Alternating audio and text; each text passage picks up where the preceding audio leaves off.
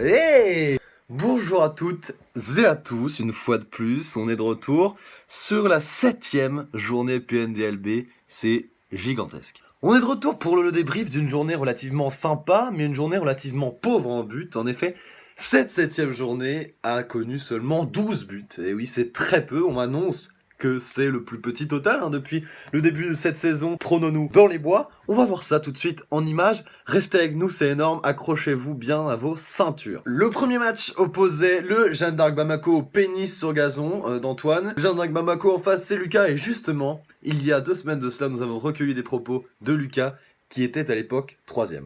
Reportage. Et on est ici pour la 7e journée PNDLB, je suis en direct avec Lucas. Bonjour Lucas. Bonsoir. Alors, est-ce que tu peux me dire un petit peu ton avis sur cette ligue Prenons dans les bois et surtout par rapport à ton équipe, ce que tu penses de tout ça? Moi pour l'instant je pense que tout se passe bien pour moi. Ouais, Je suis 3e, c'est vrai. je suis posé, je suis caché, j'attends la faille. Mon heure viendra. T'attends peut-être de partir peut-être avec une énorme victoire contre un des leaders. Je pense au 0 FC, je pense notamment au Bounassar 2020. Alors le 0 FC, le problème c'est que je l'ai rencontré à la première journée, Ouais, que j'ai eu le droit à un triplé de PP yes, et que ça m'a sacrément fait mal au cul, si je peux me permettre. bien sûr. Bounassar, je le rencontre à la 9e journée et effectivement ça risque d'être un match assez important pour moi. Pourquoi pas tenter la valise? Voilà, je lâche ça comme ça. Attention. Petit danger, On verra. petit danger pour Bounassar à se méfier pour la prochaine journée. On verra. On verra. Je laisse libre cours à son imagination. Très bien. Lucas, un mot pour peut-être clôturer tout ça, clôturer cette interview et peut-être dire un mot pour le futur, pour l'avenir, mais également pour le passé, ce qui se passe pour toi. Alors, Gwendal, j'aurais envie de dire plaisir. Exactement, un plaisir. Plaisir avant tout. Et je pense très sincèrement que je gagnerai cette ligue. Ok, c'est balancé. Au revoir Lucas. À bientôt. Au revoir. Waouh, des mots chocs encore une fois. Les interviews sont incroyablement d'une bonne qualité. Alors voilà, comme vous avez pu le remarquer, cette interview a été donnée il y a 2 semaines. On a fait une petite supposition et on ne pensait pas que le Bounassar 2020 ferait un match nul. Ce qui s'est passé justement dans cette 7e journée, on va le voir par la suite. On va revenir justement à ce match du pénis sur gazon contre le Jeanne d'Arc Bamako. C'était le match de la 2e place. Et c'est remporté par le Jeanne d'Arc Bamako. Jeanne d'Arc Bamako qui s'est imposé 2-1. 3 buts au total qui ont été inscrits de manière normale. Un but d'Odrexler, un but de Salah du côté de Lucas, un but d'Andy Delors du côté du pénis sur gazon. Voilà, rien de plus important dans ce match. À noter cependant que Jeanne d'Arc Bamako prend vraiment un net avantage sur son rival, le pénis sur gazon. C'est important pour la suite. Le deuxième match opposait le 0 FC de Jules, le leader anti-titré, contre le Sporting Croco d'Arthur.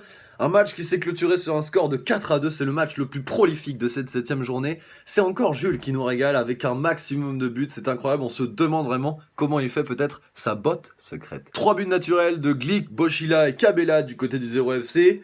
2 buts naturels de Hawar et de Paille les Lyonnais, bien sûr du Sporting Croco, un petit peu l'atout principal du Sporting Croco, l'équipe de Lyon. Et puis bien sûr pour continuer sur une belle histoire et pour rester en première place du classement des buteurs, Pépé y est allé de son petit but MPG.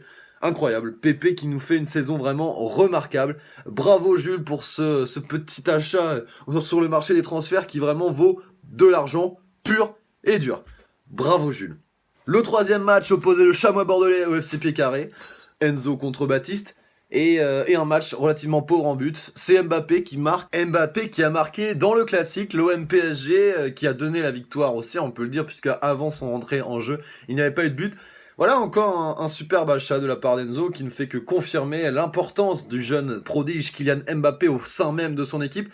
Baptiste qui par contre est dans une série très très noire, hein. Il me semble que Baptiste s'enfonce au plus profond des abysses. 1-0 score final, bravo Enzo, félicitations Baptiste. Il faut se remotiver, comme on dit. Le deuxième match, pas du tout. Le 4e match opposait le Bounassar 2020, 2e à ce moment-là de la Ligue, contre le fan club du plaisir, entraîné par moi-même, le grand Thierry. C'est un match qui s'est clôturé d'une mauvaise manière, si je puis dire pour moi, puisque je méritais la victoire amplement. En effet, Willian Cyprien a marqué son petit but avec Nice, et donc pour le fan club du plaisir, malheureusement, il y a également du côté du fan club du plaisir une défense qui est proche de 0 et qui permet à Dembélé pour Bounassar 2020 d'inscrire son petit but MPG. Bravo Sacha, c'est embêtant pour moi, et pour toi je pense que c'est plutôt bien, je pense que tu te voyais perdre là-dessus. Félicitations pour ce petit nul, ça m'ennuie un petit peu, mais voilà, je reviens à égalité avec Arthur qui a perdu, on le rappelle, on l'a vu juste avant. Ça fait plaisir, on est globalement en milieu de classement, Arthur, mais on va voir par la suite qu'il y a quand même deux gros groupes qui se distinguent dans cette Ligue PNDLB, on va voir ça tout de suite. Tout d'abord, le 5e match. Le 5e match, c'est le dernier match, et oui, le match des derniers, on peut le dire, hein, un match entre le FC Nul et le Schlag 04 qui s'est clôturé sur un score de 0-0. Ça montre vraiment l'efficacité offensive de ces deux équipes, incroyable, proche de la perfection de Guingamp peut-être. Oui, j'adore ce club, mais c'est ainsi, ce sont pas forcément des personnes très à l'aise devant le but. Ce qui n'empêche que le FC Nul de Steven et le Schlag 04 de Jérémy ont fait 0-0. Aïe, c'est dommage. On va voir cependant des propos qui ont été dits par Steven, très très importants. Steven qui nous dit « J'ai l'impression que depuis notre première victoire, on est un peu plus confiant. On marque des buts, il y a eu une cohésion d'équipe qui n'était pas là, pas aussi développée dans les premières journées, donc ça fait plaisir. On joue le maintien, mais qui sait peut-être que dans les quelques semaines à venir, on jouera le podium. L'essentiel, c'est d'y croire. Et avec des joueurs comme Mbanyang, qui je pense, sans trop me mouiller, est considéré comme LA révélation de ce championnat, il ne parle pas de Pépé, on peut soulever des montagnes. » C'est bien Steven, des super propos, ça fait une semi-interview, félicitations à toi, faut être positif. En tout cas, tu as fait quand même 0-0, donc ne t'affole pas trop quand même. Il faut continuer sur cette voie, ce n'est pas un match de perdu, on applaudit. Et voilà, la journée PNDLB numéro 7. 7, c'est déjà fini. On va tout de suite jeter un coup d'œil au classement, qui est relativement important, puisqu'après cette journée, on commence vraiment à avoir de grosses différences. Deux gros groupes qui se distinguent. Tout d'abord, le groupe des 5 premiers, hein, comme vous pouvez le voir, avec le 0 FC, Jeanne d'Arc Bamako, Bounassar 2020, le Chamois Bordelais et le Pénis sur Gazon, qui sont au-dessus de 12 points. C'est relativement serré. Et enfin, le deuxième partie de tableau, avec le Fan Club du Plaisir, le Sporting Croco, le FC Nul, le FC Pied Carré et le Schlag 04 qui sont en dessous de 6 points. Ouais, ça fait mal, mais on peut voir des points positifs, hein, notamment pour moi, qui après 3 défaites à suivre, me tape un petit nul contre le 3e du championnat. On peut voir également 2 matchs nuls à suivre pour le FC Nul de Baptiste. Bon, il faut positiver pour les derniers. Bravo au premier. Je pense qu'il va falloir redescendre un petit peu le rythme pour que nous puissions vous rattraper tranquillement. On va voir ça tout de suite puisque très bientôt, ça arrive très vite, c'est la journée PNLB numéro 8. Et oui, on est déjà à cette 8e journée. C'est incroyable, le temps passe à une vitesse folle. Rappelez-vous de Fernando Alonso. Je vous souhaite un très bon week-end sur les ondes, un week-end qui est synonyme d'anniversaire pour ma personne, mais ça, personne ne le sait, c'est pas un souci, ok. À la semaine prochaine, bien sûr, pour une journée PNLB numéro 8, avec peut-être des interviews, des gens qui voudront témoigner sur des choses, des changements, des évolutions au cours du jeu, ou peut-être Catherine Delia qui nous fera le plaisir de présenter la météo. Au revoir, à bientôt, et surtout, comme le disait Enzo il y a une semaine, vive le foot. Oui.